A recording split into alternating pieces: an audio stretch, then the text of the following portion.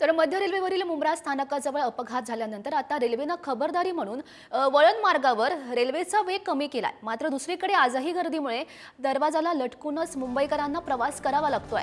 Fast ट्रॅकचा वेग कमी झाल्याची तफावत दिसून येते आणि याचाच आढावा घेतलाय आमचे प्रतिनिधी निकेश शार्दूल यांनी। बघूयात।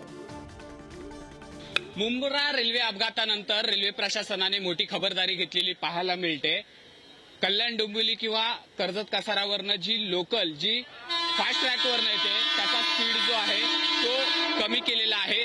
ज्या वळणामुळे हा अपघात घडला तो समोरचं जे वळण आहे तुम्ही दोन्ही लोकल पाहताय, जी मुंबईवरनं कल्याणच्या दिशेने चालली आहे, तर दुसरी कसारा कल्याण डोंबिवलीवरनं ठाणे मुंबईच्या दिशेने जाणारी ही फास्ट लोकल आहे।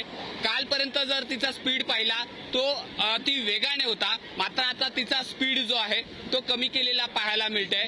गर्दी नियंत्रणासाठी मुंब्रा रेल्वे स्थानकामध्ये रेल्वे प्रशासनाकडनं पोलिसांचा बंदोबस्त जो आहे तो ठेवण्यात आलेला आहे। कुठल्याही प्रकारची जी नेहमी गर्दी दिसते ती गर्दी जी आहे ती समोरच्या रेल्वे स्थानकावरती झालेली पाहायला मिळत नाहीये। आपण पहिला दिव्याचा रेल्वेचा आढावा घेतला, त्यावेळेला दिव्यातल्या रेल्वे प्रवाशांच्या व्यथा ऐकल्या, तिथली गर्दी ऐकली, लटकलेली प्रवासी ऐकले, लटकण्याच्या मागचं कारण ऐकलं। मात्र ह्या अपघातानंतर आता रेल्वे प्रशासनाने ही दखल जी आहे ती घेतलेली आहे, खबरदारी घेतलेली आहे। हे जे समोरचं तुम्ही जे रेल्वे ट्रॅकचं जे वळण पाहताय त्या वळणावरनं ज्या वेळेला लोकल येते त्याचा स्पीड जो आहे तो अति वेगाने असतो, त्यामुळे अतिवेगामुळे जे रेल्वेतले जे प्रवासी आहेत ते एका साईडला झुकले जातात, त्याच्यामुळे हा अपघात जो आहे तो काल घडला होता। त्यामुळे आता रेल्वे प्रशासनाने ही मोठी खबरदारी घेतलेली आहे। ज्या वेळेला फास्ट लोकल ह्या ट्रॅकवरनं येते त्यावेळेला त्याचा स्पीड जो आहे तो कमी करण्याचा निर्णय जो आहे तो घेतलेला आहे आणि तशी